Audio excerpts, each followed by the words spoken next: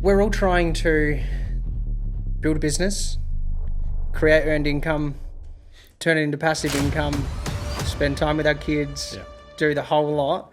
Can you explain for us your lifestyle empire outside of the LT sphere? Yeah, there probably should be more of it, to be honest.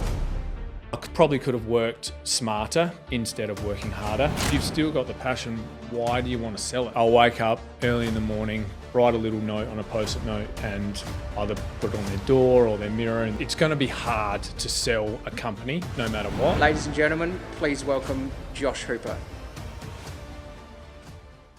Mate, after 25 years in the game, almost 25. I'm sure you've got some gold nuggets for the guys at home. So a lot of the guys are listening, business owners, they're young fathers.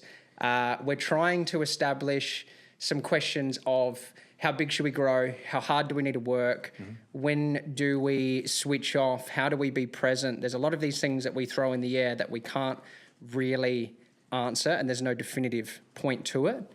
But I know you've got a really interesting take on your lifestyle empire. And I want to pick apart the brand and the man behind the brand, because you've said something that it resonated. You said that bigger isn't always better. Can you start, though, by telling us about Landscape Techniques? So Landscape Techniques is now LT. So we sort of rebranded, I suppose, just before COVID hit. We're probably more of an external building company. So we really wanted to not get away from landscaping, but just more of showing that we do something else, right? So LT, black circle, pretty simple, and we do everything externally. That COVID period was a line in the sand? I think it was always going to happen, but I think COVID, pretty much made it go. Talk to me about the company now, like the processes, the programs, some of the maybe tech stack, some of the things that we don't see, because we get to see the trucks driving around. Yeah. We get to admire the project showcases, but not many understand the inner workings of it. LT is a design and construct company. So I love the design side. I also love the construction side. So I've got two loves there, really. People come to us. They essentially looking for that design and construct company. We love that because you do get to build quite a relationship with a client to start with. And then from there, we go for it. So we've got a couple of landscape architects, and then they really push that. We really push that try before you buy. So when we're designing, we do a lot of the 3D work. So clients can really see what they're going to get. And then we go through a lot of council stuff. So we do all the council notifications, council approvals, all that sort of gear. And then from there, pricing, we use a program now called Build Exact. So we've probably been in that for about a year now. I really like it. It's quite easy. The whole estimating to quote to reporting is in one. We've had a few in the past that probably gave us too much information in reporting, whereas this one seems to just really hit all the marks that we really need and we really need to, report on. I have not been the most proficient person in regards to reports, but I've really pushed, probably in the last 5 years, really pushed to, really look at the reporting side of our company. I've always, in the background know that we're making money, but it's, I suppose, just getting to the nitty-gritty of the business. Awesome. You've said that we're not a big company and we don't want to be. Help us understand where big is and also where we don't want to be. Yeah, so I love the family aspect of LT. We have construction meetings each week. We'll sit down, have a beer, have a chat. It's just a good group of lads that I would class as, pretty much my family, my second family. and I don't want to lose that. And I suppose that's where, I've listened to other podcasts of yours, which have been great, Sam. Thank you. And they've brought in general managers and all that sort of thing. And, they've definitely thought about that, but I like that personal aspect of what we do and what I do. I know everyone's birthday. I know what they like. So, it's more of that culture-based company. And, we've got 16 staff coming on 17 staff. So, some people might think that's big. I think it's pretty manageable for us. Yeah. And that's the position that we want to stay at. Yeah, I think so. Yeah. I really don't need to get what we do. I don't need it to be big, right? So again, like I was saying, I like that culture. I like that family sort of feel, and I think the clients like that too. A good mate of mine, his company has a no dicks policy, right? So essentially, we don't have anyone that is a shit bloke, right? They get weeded out pretty quick. So everyone that we employ is pretty good. Like you could literally go to the bar and have a beer with them and probably stay there for 5 hours. I've seen some of the lads on the list, some old of my high school alumni. I know them quite well, and I can vouch for the fact that you've got some good team players on there. What does your position in a company look like? And what I'm poking at is, are you titled managing director and you fit solely into this managing director confinement? Yeah. Or are you a floater to all areas of the company? It depends on what year it is, really. Yes, I'm managing director, but and now probably the last year or two, definitely sort of formed back into that role. But over the 20 plus years, it's definitely changed. Probably as we've got different personnel. So, most of the people that we employ are going to be with us for 5 to 7 years, which is great, But everyone, I think, they seem to get to that 7-year itch and they're looking for something else. And a lot of the time it's not money. It's about the next thing that they want to do. So I respect that and push them to go and do what they need to do. So as people move on, I would fill potentially that role at this early on, and then I love to actually get people to build up to those roles. So I don't necessarily like bringing someone in to take over a management role. I like to really build them up. So my project manager that's pretty much just moved into that role now, he's built himself up over the 5 to 6 years, and he knows the business inside and out. He knows the personnel there, the team, and just really, I can trust him from the get-go. And because they know the status quo, they can drive the things we can't see. Yeah, exactly. The culture drivers. They know when someone comes into the team that aren't right, and we can naturally find their way out. Exactly. And also, it's nice to know that, a few of the boys went off for a beer the other day, didn't have to get me involved. Like they just went and did it themselves. So there, it was a reward we did a huge amount of concrete furniture, killed it, and the boys celebrated. Perfect. Good to know. That's, it's ideal that these kind of components, this internal camaraderie doesn't have to come from above. No, exactly. Because it can be quite hard to, just talking from larger team experience, to try and get everybody to work as one consistent unit. Yep. And that's probably where you get the lifestyle camaraderie that comes out of having a smaller team. Yeah, I think so. That family sort of culture, I've been reading, at the moment I'm reading Leaders Eat Last. And that really, the bit that I'm on is really pushing that. That's one of the books that I've really gotten into for sure in the last, probably 3 months. It takes me a while to read a book. I think we're all in the same boat with that regard. Yeah. We know that we really should, but it's definitely, it takes a lot of effort to get through.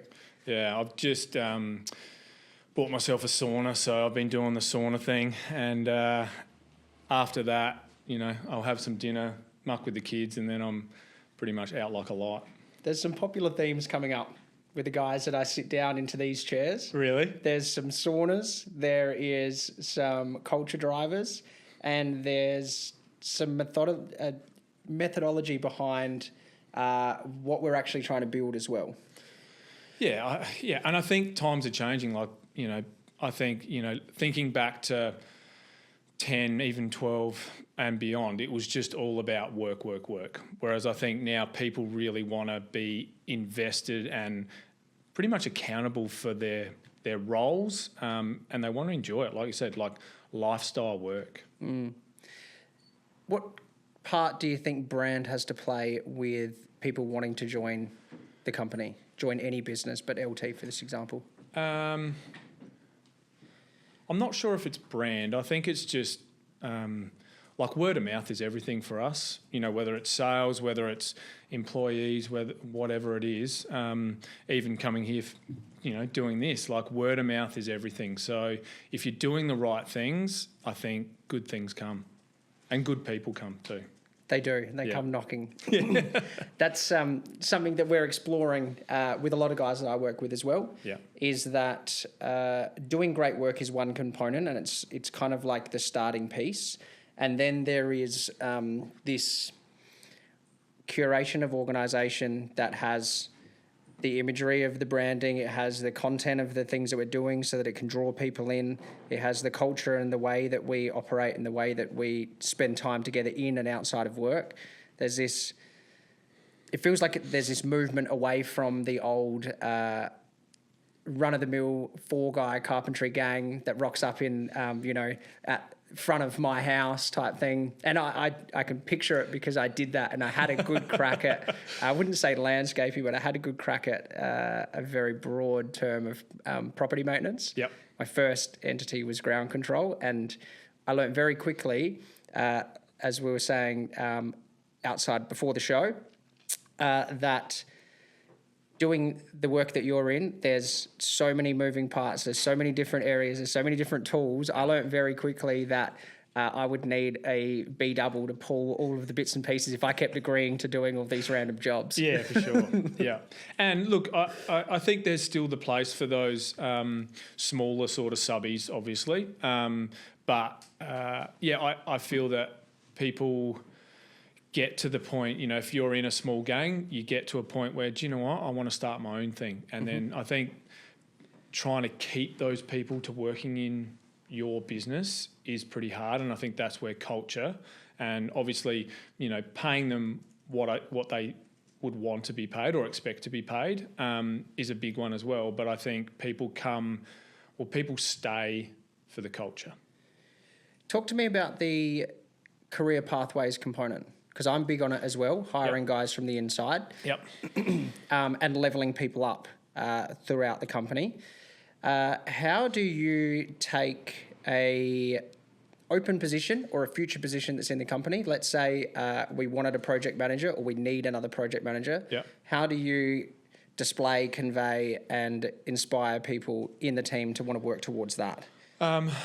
Well, so it starts with a conversation. So e.g., Nick moving up into this role's obviously left another hole, like a hole where he was running a project. So speaking to, obviously Nick and then the person that is now taking his role, and just making sure that they're keen on it, number one, and then I suppose really making sure that they've got the passion. So I think you and I have spoken before about passion, and that overrides anything, I feel.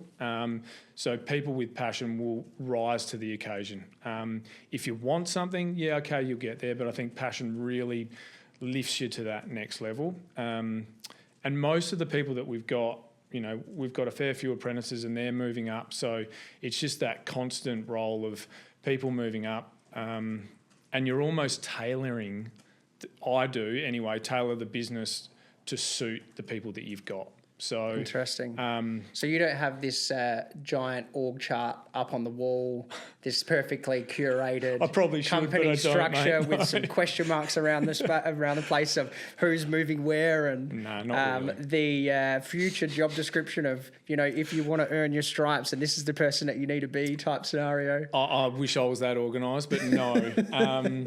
It's more about, getting those right people, right, to start with. And someone, like I've had a few people come to me, especially in the last couple of months, that have been really experienced and wanted to take over a project management role. And I have said no, because I don't want to disrupt what we've got now, right? So I'm happy to not take on a little bit of work in the time being to build someone up that I know is going to be good in the future and that, might last another 5 years, 7 years, rather than getting that quick fix that I don't have, I don't have a clue whether they're going to be good or not, or... And that would lead you to taking a punt with a client. Correct. With a new project manager, with potentially another whole group group of subbies and internal guys that need to be run on a project by somebody who doesn't know the intricate ways of what we do. Exactly. Yeah. So that's probably where I don't, getting bigger is not better in my eyes. And that's the punchline, ladies and gentlemen. But again, that's just me, right? Yeah. So, we have grown out to 20 plus, and it was tough. We didn't probably have the admin that we probably needed at that point in time. And so it was, LT was running ragged, and didn't make that much more money. So I was like, what am I doing? So just cut it all back and, pretty much work to the team that you've got and sort of try and plan it. And like I said before, talk to the supervisors or the leading hands to say, this is where I want you to be in a couple of years' time, and then you can sort of plan on that. Also gives them a bit of drive as well. Yeah, because you don't always have to go out on your own. It's not always easier to go out. No, definitely not. I'd actually have to promote the fact that it's far more difficult to go out on your own than it would be to be... I think the dream role for anybody who is working their way up through the apprenticeship ranks is a 2IC. I think if there's someone that's already taken the punt, done the first 3 years out on their own, I reckon the 2IC role is hot to trot. For sure. Get yourself an equity stake after a couple of years and maybe you can keep all your hair. Yeah, maybe. Now, I've heard a rumour, and I don't know whether it's true. Did you employ an office team so that you could put the work boots back on? I do enjoy getting out on the tools, but... No, again, it just developed that way. So we lost 2 really good management staff over the last year or so, and that was only because one, who was a designer, needed to go out on his own, needed to do his own thing. He'd been with us for 6 years and needed to go out. The other one, who was almost like a construction manager with a bit of estimating there as well, he wanted to, I think at the end of the day, he wants to do tier 1 stuff, right? I can't compete with that. And you've got to let people go. So those guys were there and they were killing it. So I was like, maybe we can get a couple of extra jobs. This big one came up down at down south at Victor Harbour. So I ran that with a long-term employee that I think was he almost 10 years, I reckon. So it was awesome. Like me and him, good mates. We surf a bit, so we're able to work down there. That's the caveat, wasn't it? As soon as you saw the site address, you thought, I'm out of here. So, look, it wasn't tailoring it around that I could get to site, but it just worked that way. So, and it was a great job. Like, it was not a once-in-a-lifetime opportunity down there, but it was a great job for great clients. So we just ran with it. Nice. Yeah. We're all trying to build a business, create earned income, turn it into passive income, spend time with our kids, do the whole lot. Can you explain for us your lifestyle empire outside of the LT sphere? What don't we see? Yeah, there probably should be more of it, to be honest. like my wife and I, Emily, we're slowly building our property sort of portfolio, but we live a pretty simple life. We've got a great house. Like we've really nailed where we want to live for a fair while. I always say forever house, but that can change very quickly. Our kids love it there. We're close to the beach. And then lifestyle, like Matt was saying in the last podcast, he doesn't miss any kids' events. And I'm pretty much the same as that. I've done the hard yards, pre-kids, and now it's like I want to enjoy that. And at LT, family is everything. So all the boys and girls know that family first. No matter whether you're the director or the apprentice, family comes first. And that, I think that is that culture thing. But yeah, the lifestyle for me, I want to have as much time with family and friends. I want to be able to do what I want to do a little bit. So like I was saying before, like I love surfing. I love, keeping fit, keeping healthy, just, living a life, I suppose. I ran myself pretty ragged in the early years and now I've got to pay for it. So just trying to, live that healthy lifestyle really, and show that to my kids. How important do you think it is to put in those unrealistic grind days, hours, years in the early days? If you can look back on it now, because there's a lot of guys listening, and I fall victim to this myself, just go and go and go.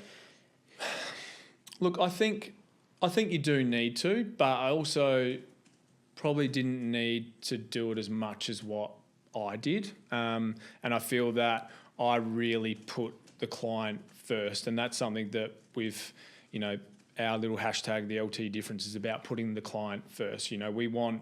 There's so many clients out there that have had really crappy experiences with either builders or landscapers or whoever, and we don't want to be that. So we want to build that relationship. So that's, I suppose, something that started day one. So, if you got a call from them on a Friday afternoon that, maybe there's a leak of an irrigation, you're straight out there. And you were driving to Victor Harbour for the weekend. Yeah, got the board in the back too. But yeah, yes, okay, you do, but I think that's something that sometimes I probably could have worked smarter instead of working harder. But I think they're the lessons you've got to learn early on as well. I think we work a heap smarter now, just with technology, tools that we use, machinery, all that sort of stuff. I feel like as we're all playing the game of business, it is a game. And this is a personal loaded question. Yeah. While we're playing this game, it's a never-ending game. We lose track, and I've certainly lost track of things that I actually enjoy. I've dropped hobbies, I've dropped friends, I've taken up more work.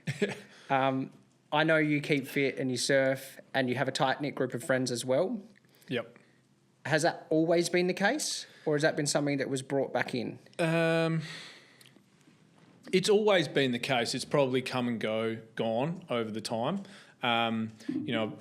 Like we were saying before, like there were the, running into Christmas the world ends at Christmas for a landscaper or builder or anyone. Which is right now. Yeah.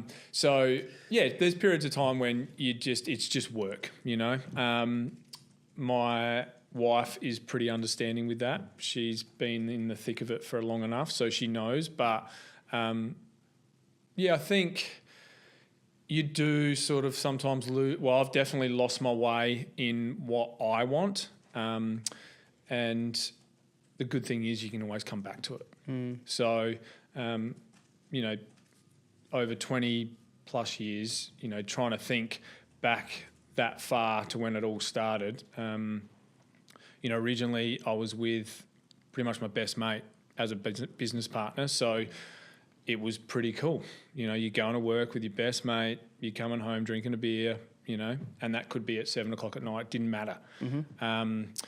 So, yeah, look, I do think sometimes, I get to the point where I'm like, what what have I got after LT?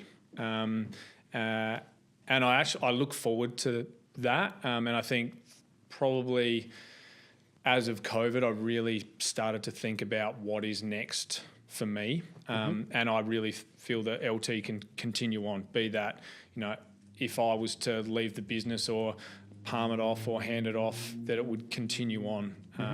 I think we've made a big enough dent in the industry that it can probably do that. With enough company culture, with our systems, with the way we do things, to potentially bring in a managing director or a general manager.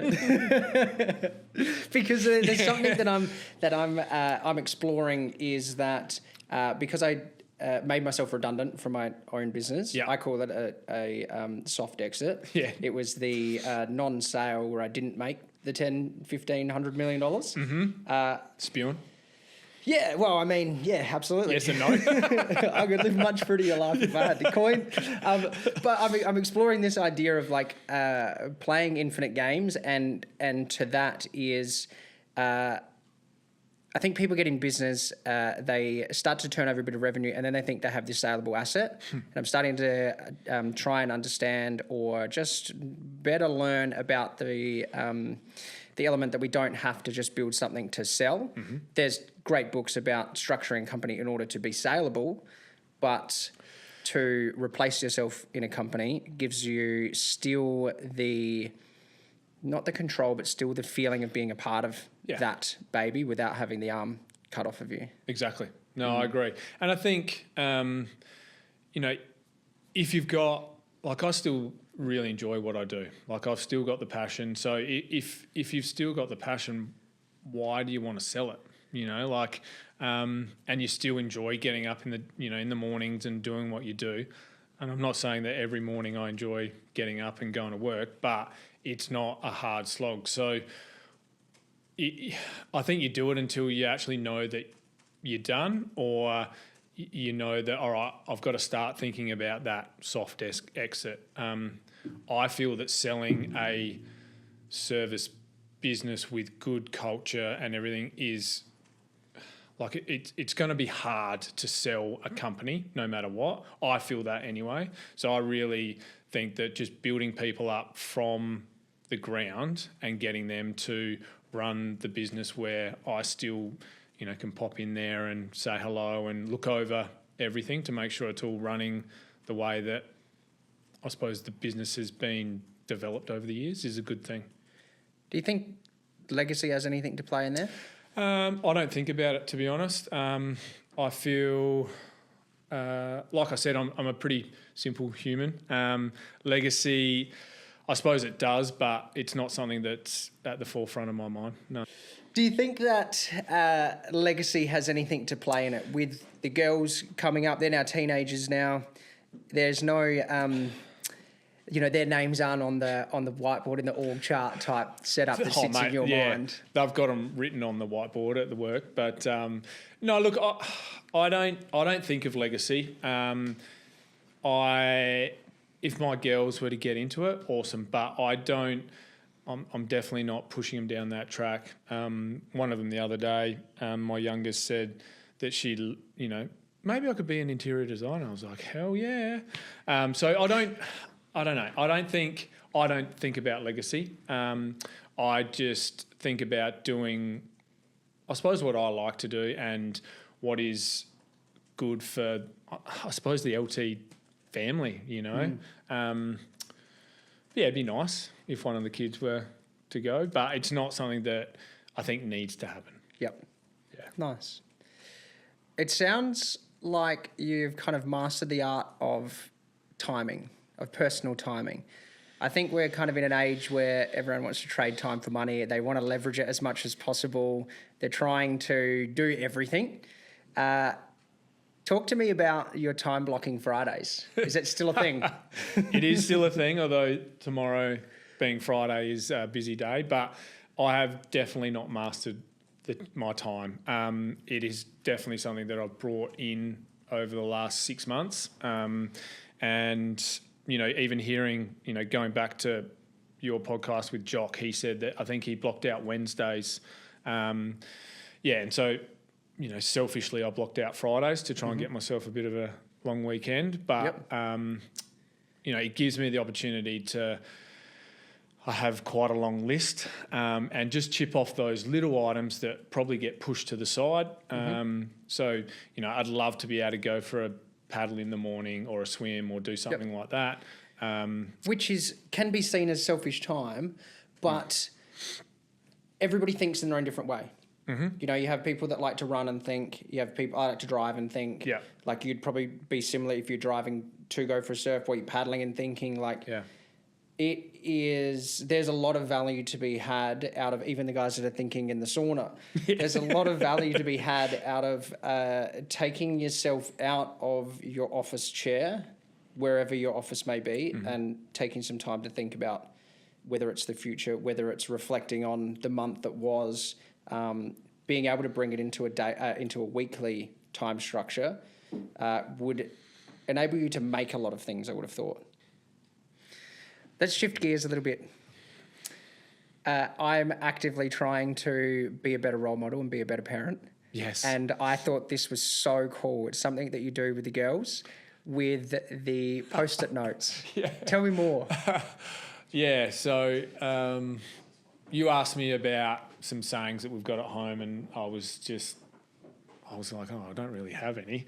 But what I do is random times I'll, the girls might be doing something awesome and, they'll come home and they're absolutely pumped, or they could be a little bit down. So what I tend to do is I'll wake up early in the morning, write a little note on a Post-it note, and either put it on their door or their mirror in their room. And it seems to just, it gives them a little bit of a spark, or gives them a bit of grounding, or whatever I think they need at the time.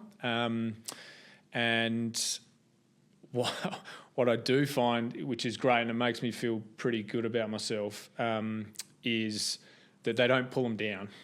So we would, my youngest has probably got 40 of them up on her mirror, so she can hardly even see herself in the mirror anymore, which is big for her. So, thinking about it the other day when we were talking about this podcast, and I was like, all their friends come around, and I don't know how I would have felt as a young kid with Post-it notes on my mirror when other kids are coming in and reading them, but the fact that they've kept them up means I'm doing something right. It does. I think it's really, really cool. Thanks, mate. Because we get up early, we're always out the door, we're always gone. It could be seen as the guys in construction could be very easily seen as like the absent father in the morning, whereas I suppose your corporate guys would probably be later into the evenings. That's a way that you can connect with the kids for the start of the day without having to be there at the breakfast table. And sometimes it's not. Sometimes it's harder to say, like, talk to your kids about a certain issue, whereas if you can write it down and they can just look at it, read it, think about it, and have a little bit of time to process, whether it's, sometimes my girls get a little bit full of themselves. And we should hope that they wouldn't be tuning in to the Lifestyle Empire show. Let's hope not. And they just need a bit of grounding. Like, I think we all do at some point. So they can actually have a bit of a think about that, before. Like, I think if I was to tell them face to face, they'd probably erupt and send some pretty nasty words my way, I'll probably. But the message can get across without the perceived emotion. Correct, exactly. Perceived emotion. You put a smiley face or a love heart in the bottom corner to soften the blow. Always a love heart and me. They know who it is. What is your definition of success? This comes up a lot, even just on my Fridays, thinking about, me and success. At the moment, I think success changes a fair bit for me from time to time. But at the moment, I'm in a pretty good place where I do have the ability to be at home with my kids for a little bit in the morning, and I see their faces like, oh, Dad's home, that's awesome. I'll take them to school. It's about having the time when you want to have the time. I still love what I do. I still love going to work. But it's success is about, yes, okay, I'd love to have more money, right? But I don't always think about it. So money is not a huge driver for me. We're in a good place where we are financially, so I'm not worried about money all the time. And I suppose it's more just making choices is success, and the choices that you want to make. Was the financial return in the early days a massive motivator, or has it always been this way?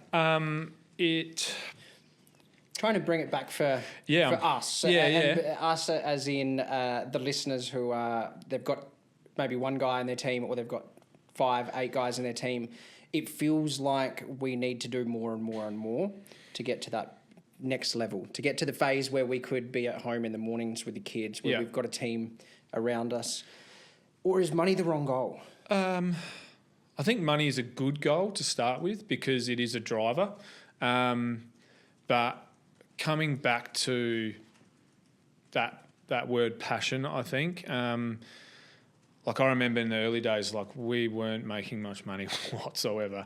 And so it was the passion of what we do, making it fun, like obviously working with your best mate, who is now my brother-in-law. So, that's pretty tight, but it's enjoying what you do. I don't know where I'm going with this, but I think money is a good motivator, but I also think that having the want to do more and the passion to do more is probably the bigger one. Like it's not going to happen overnight. Like it's, I remember it was probably 10 years ago, so probably almost halfway through the life of LT.